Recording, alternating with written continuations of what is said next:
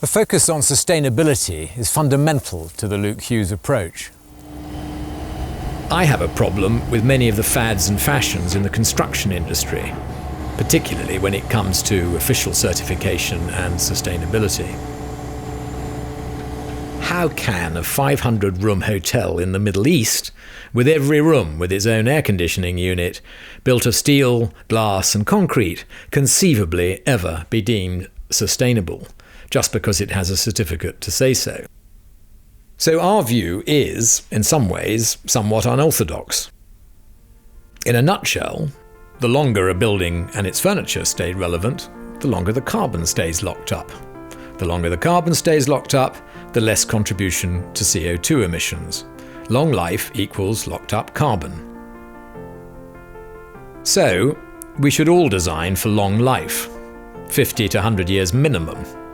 We owe it to the planet. Let me expand. The greenest thing we could do is not to produce anything, but sadly that doesn't sit with our incessant pursuit of growth. The need to resolve this paradox has led to what has become known as green, eco, or sustainable design. Is this a contradiction in terms, or a marketing gimmick? There is a danger of designers sheltering behind the label of certification without thinking.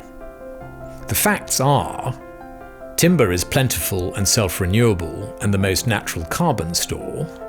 It has lower embedded energy than any other building material.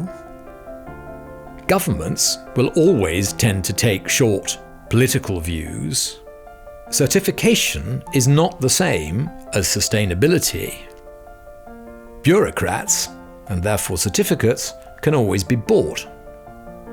The logical deduction from this is that it's better to get the economics right rather than rely on certification. Okay, and that's all on European oak? European oak, yeah. Clear. It's been my consistent view since I started making furniture nearly 40 years ago that any thoughtful designer or architect should always consider the techniques of making, the effects of production, the social impact and recyclability, not as a marketing trick, but as a matter of course. Sustainability should not be an issue at all, because it is common sense. It all comes down to life expectancy and choice of materials. In a workshop like this, all the waste gets sorted out into mild steel, stainless steel, aluminium, copper and brass. I mean, even down to the smallest little details that are coming off the milling machines, it all gets recycled. And that's the kind of commitment that we really like to see in the workshops we work with.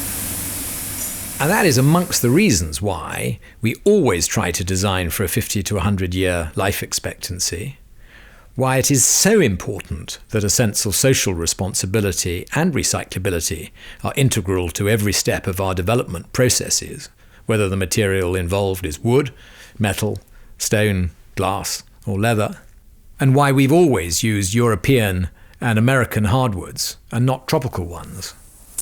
As it happens, when it comes to wood, forest cover in Europe and the United States have actually been increasing over the last 100 years without any certification, thanks to afforestation, reforestation and improved forestry practices. And in our view, if the economics and governance were properly addressed, the same could happen in tropical areas too. We are one of the very few people that always slip what we call slip match out of an ear out. Our deep knowledge of available technology and contemporary manufacturing techniques is informed by all the most up-to-date ecological considerations.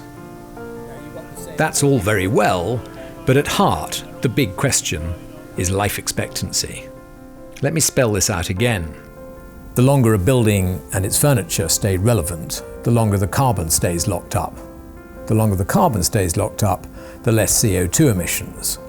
Long life equals locked up carbon. So in our view, we should all be designing for long life, 50 to 100 years minimum. And that's why we are most interested to work with clients who share these values.